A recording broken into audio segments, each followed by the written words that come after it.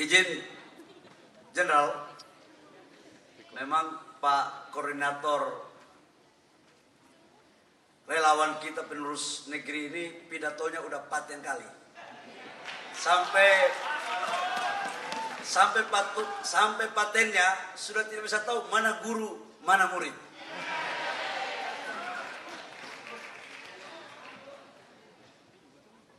Assalamualaikum warahmatullahi wabarakatuh. Shalom, Om Swastiastu, Namo Buddhaya, salam kebajikan.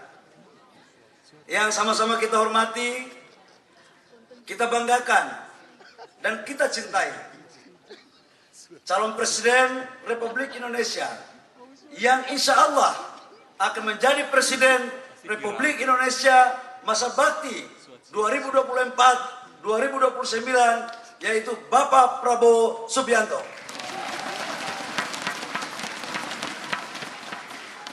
Izin Jenderal, ini teman-teman muda ini, mereka kerjanya begini. Kerjain kita juga kadang-kadang. Ada apa tadi? Gemas tadi? Gemo itu kita sudah tidak tahu. Pas saya pikir gemo itu apa, pelukan. Ternyata gemas. Itu ciri anak muda memang. Yang saya hormati Pak Rosan sebagai Ketua TKN. Pak Rosan ini adalah tokoh waktu saya jadi Ketua Umum HIPMI yang memberikan jaminan kepada pengurus dan senior HIPMI waktu itu bahwa saya anak kampung yang punya usaha, yaitu Pak Roslani. Kita berikan aplaus. Kalau di sana ada Ketua TKN-nya, Ketua Kadin. Kalau di sini Ketua TKN-nya, gurunya Ketua Kadin. Kalau di sana itu murid dari Pak Rosan itu. Coba pilih mana, ilmu guru atau ilmu murid yang paling tinggi? Sudah, kalau sudah ilmu guru, carilah jalan yang benar untuk menuju kepada pulau yang kita tuju bersama, yaitu kemenangan Pilpres 2024. Para senior, Pak Safri, Pak Iwan Bule yang saya hormati, ini waktu saya jadi Ketua Umum HIPMI, Pak, Munasnya di Bandung. Kapoldanya Pak Iwan Bule.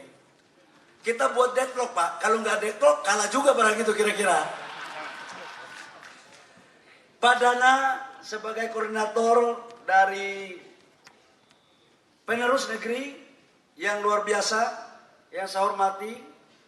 Teman-teman semua, dari pengurus anak negeri, dari pusat, dari daerah, dari luar negeri, adik-adik saya, mantan-mantan ketua OSIS, atau sekarang ketua OSIS, pengurus PEM, pengurus OKP, yang saya cintai dan saya banggakan, I love you untuk kalian semua.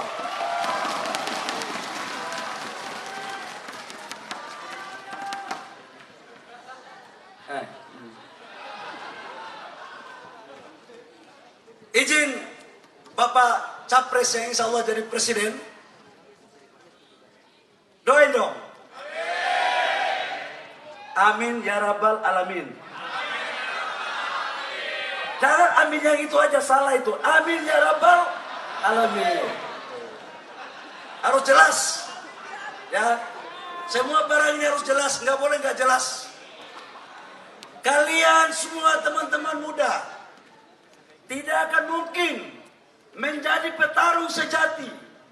Tidak akan mungkin memenangkan sebuah pertandingan kalau hati kalian mendua.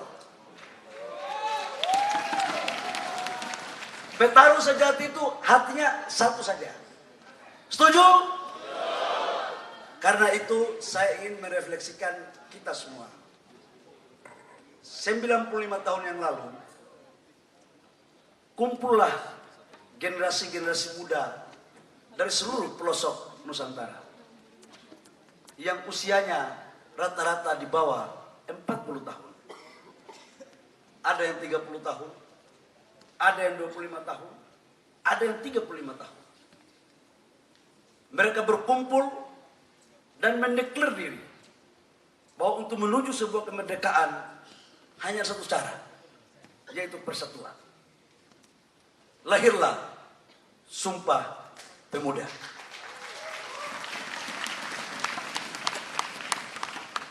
teman-teman semua, Sumpah Pemuda dalam sejarah peradaban bangsa kita sebagai cikal bakal lahirnya kemerdekaan bangsa kita. Dan generasi muda itu bukan hanya anak-anak kota, tapi anak-anak kampung. Anak-anak yang juga sekolahnya kadang-kadang tidak terlalu bagus juga. Tapi mereka bersatu memikirkan nasib kemerdekaan bangsa ini. Tahun 45, ketika kita merebut kemerdekaan, yang menculik Bung Karno untuk memperkalikan kemerdekaan adalah juga generasi di bawah 40 tahun. Bung Karno jadi presiden pertama. Banyak menterinya juga yang di bawah 40 tahun. Bahkan Perdana Menteri kita, Bung Sahrir, usianya 36 tahun. Almarhum ayahanda dari calon presiden kita, Pak Prabowo Subianto, usianya 33 tahun menjadi Menteri Keuangan. Terus kenapa kemudian kita mempersoalkan usia harus jadi cawapres harus 40 tahun? Di mana akal sehat kita? Teman-teman semua harus paham, bangsa ini tidak akan pernah ada dan kokoh seperti sekarang tanpa positioning dan peran serta perjuangan generasi muda di bawah 40 tahun. Jadi sebenarnya saya bingung, nasionalisme sejati itu siapa sebenarnya? Demokratis sejati itu siapa sebenarnya? Di saat bersamaan kita berpikir tentang asas sebuah demokrasi, tapi di saat yang lain juga kita menutup ruang-ruang demokrasi untuk anak-anak muda mengambil bagian dalam kepemimpinan nasional. Dan saya ingin mengatakan bahwa yang mampu, yang betul-betul berjiwa besar dan berkeinginan untuk meletakkan fondasi dasar dan jalan tengah untuk anak muda menjadi pemimpin negara, yaitu Bapak calon Presiden Prabowo Subianto. Saya mau tanya sama kalian, mana ada capres-capres yang lain memberikan porsi untuk anak muda jadi cawapres? Ada nggak? Ada nggak? Yang ada protes anak muda terus. Teman-teman muda, janganlah memberikan ruang untuk usia 40 tahun ke bawah dimonopoli oleh orang-orang atau generasi seperti saya yang sudah di atas 40 tahun. Itu adalah hak kesulungan kalian. Dan perjuangkanlah hak kesulungan kalian itu untuk kalian miliki, bukan orang lain yang menentukan nasib kalian sendiri. Ini penting. Yang kedua, teman-teman, saya ingin menyampaikan, karena kebetulan saya sekarang juga membantu Pak Jokowi. Saya melihat dari pidato-pidato capres yang ada, yang sering bicara tentang hilirisasi, yang betul-betul detail untuk menuju Indonesia emas di saat itu adalah usia kalian. Ya mohon maaf, saya harus berani mengatakan, itu hanya capres Pak Prabowo Subianto. Jadi yang lain, kalau memang Pak Prabowo disimplifikasikan sama dengan Pak Jokowi, karena memang programnya Pak Prabowo sama dengan programnya Pak Jokowi. Gitu loh. Atau yang lain muciplak, nggak tahu jalan ceritanya. Gitu. Dan ini teman-teman membutuhkan nasionalisme yang kuat, integritas yang kuat, pemimpin sejati yang tidak boleh diatur oleh siapapun dari negara manapun. Dan menurut saya figur itu ada pada Pak Prabowo. Contoh, ketika IMF mau mengintervensi kita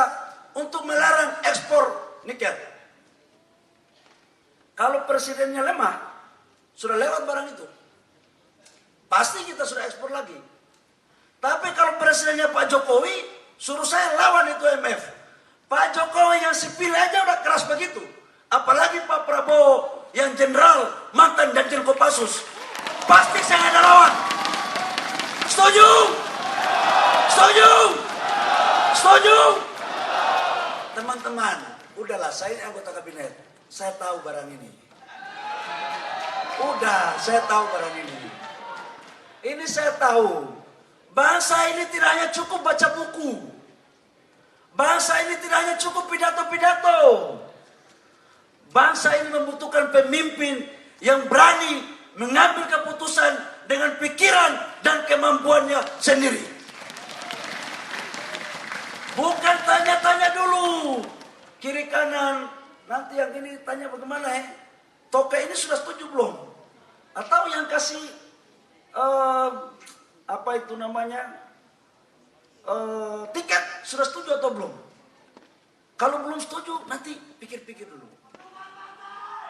Saya bilang begini, bangsa ini harus dipimpin oleh figur yang kuat, yang mau mengorbankan jiwa raganya untuk kesejahteraan rakyat bangsa Indonesia. Dan itu ada dan terletak pada Bapak Prabowo Subianto. Teman-teman semua, sebelum saya mengakhiri, saya mau tanya, apakah betul-betul kita ini semua sudah siap untuk memperjuangkan dalam mencapai kemenangan Pak Prabowo Gibran? Saya mengulangi, Prabowo Gibran. Tidak kompak. Saya ulangi. Ini kamu jangan tipu kakak. Saya ini dulu ketua BEM, tukang olah juga. Ya, olah-olah itu kakak punya ilmu. Saya ulangi, Prabowo Gibran. Coba di sebelah sini. Yang ini stop. Prabowo Gibran. Tengah. Prabowo Gibran. Sebelah sini. Prabowo Gibran. Sebelah sini. Prabowo Gibran. Semua Prabowo Gibran. Jenderal, kalau sudah begini mau apa lagi? Bung Karno mengatakan, berikan aku 10 pemuda, maka aku guncangkan dunia.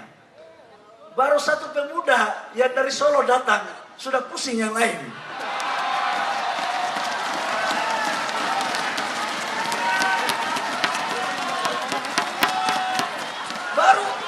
Baru dari Solo dikirim sudah pusing. Apalagi kalau saya kirim dari Papua, dari Maluku, dari Sulawesi, dari Kalimantan, dari Sumatera, dari NTT, dari NTB. Mungkin yang lain pikir, bagaimana ya? Paten nggak? Paten nggak? Udah, saya pikir cukup. Pak Jenderal Prabowo ini ahli strategi. Tidak perlu ragukan kemampuan militernya. Diplomasi luar negeri. Pengusaha juga. Politisi juga. Jadi mau cari seperti apa lagi? Sudah kaya, nggak lagi mikir diri sendiri. Ya, saya aja sering minta duitnya gitu. Cuman kalau kasih banyak kita ambil juga gitu kan. Tapi kalau kita masih mencari-cari mikir perut, bagaimana mau pikir rakyat, bos? Nggak bisa, bos. Pemimpin itu harus sudah selesai dengan dirinya sendiri, baru memikirkan rakyat dengan baik.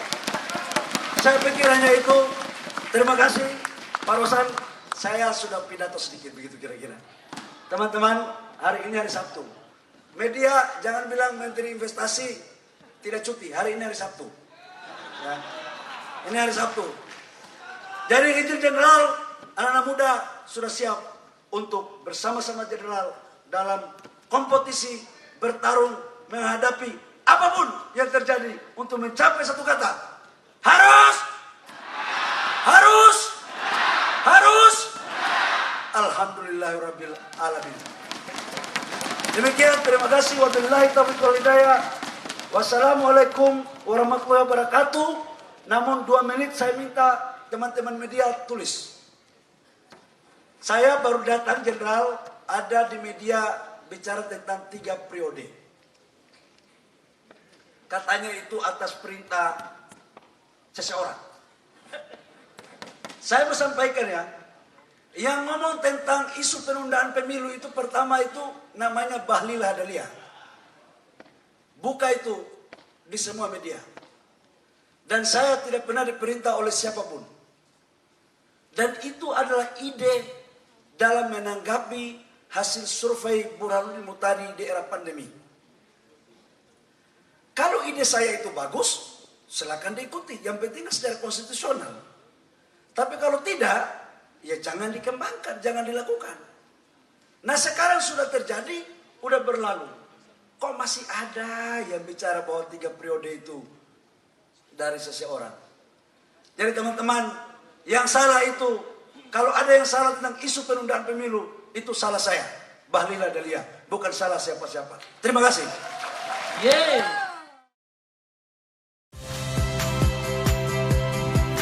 Saya Cynthia Rompas. Saksikan program-program Kompas TV melalui siaran digital, pay TV, dan media streaming lainnya. Kompas TV, independen, terpercaya.